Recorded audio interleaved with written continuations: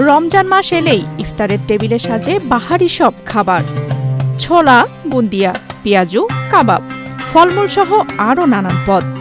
কিন্তু দেশের উত্তর প্রান্তের চরাঞ্চলে এই চিত্র যেন একেবারেই ভিন্ন। যেখানে প্রতিদিনের 3 বেলা খাবারই অনিশ্চিত, সেখানে বাহারি ইফতার যেন স্বপ্নের মতোই অধরা। উত্তরের জেলা কুড়িগ্রামের বিস্তীর্ণ চরাঞ্চলে ঠিক এমন বাস্তবতার মধ্যেই কাটে হাজারো মানুষের রমজান। দুধকুমার, ধরলা, তিস্তা ও ব্রহ্মপুত্র সহ 16টি নদ নদীর অববাহিকায় গড়ে ওঠা কুড়িগ্রামের 4 শতাধিক চরাঞ্চলে বসবাস করেন প্রায় 8 লাখ মানুষ।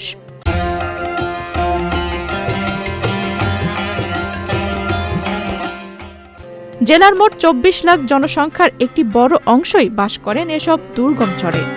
প্রতি বছর বন্যা ও নদী ভাঙনে ঘরবাড়ি জমিজমা হারিয়ে অসহায় হয়ে পড়েন শত শত পরিবার। এক চর থেকে আরেক চরে বসতি গড়া ভাঙার এই নির্মম চক্রে জীবন কাটাতে হয় তাদের। নদীর ভাঙনে ভিটেমাটি হারানো মানুষের কাছে রমজানের ইফতারও হয়ে ওঠে সংগ্রামের আরেক নাম।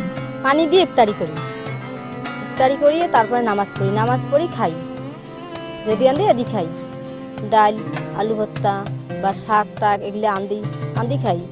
আর মানুষ পাশারি আগাড়ি কত মাছ, ডিম, দুধ, কলা কত কি খায়, এগুলো তো আর আমার ভাগ্য জোটে না। চাউল বাদা, চাউল জলপান, দুটো সাইনপতি আলু এগুলা দিয়ে আমরা ইফতারি করি।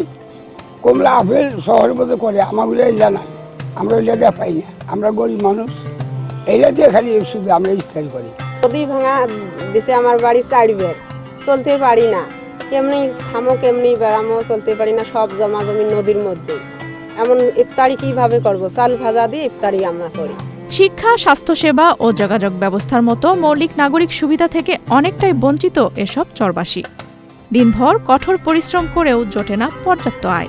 শহরের মানুষের মতো পুষ্টিকর ফলমূল, ছোলা, বুন্দিয়া কিংবা নানা ইফতার সামগ্রী তাদের নাগালের বাইরে। অধিকাংশ পরিবারের ইফতার হয় পান্তা ভাত, কাঁচামরিচ ও পেঁয়াজ মাখা ভাত, চাল ভাজা, মুড়ি কিংবা সেদ্ধ আলু দিয়ে।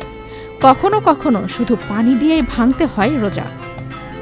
চরের মানুষের মনে করেন ইনকাম নাই, অত মুড়ি, চাল ভাজা এগুলি দিয়ে ইফতার করি।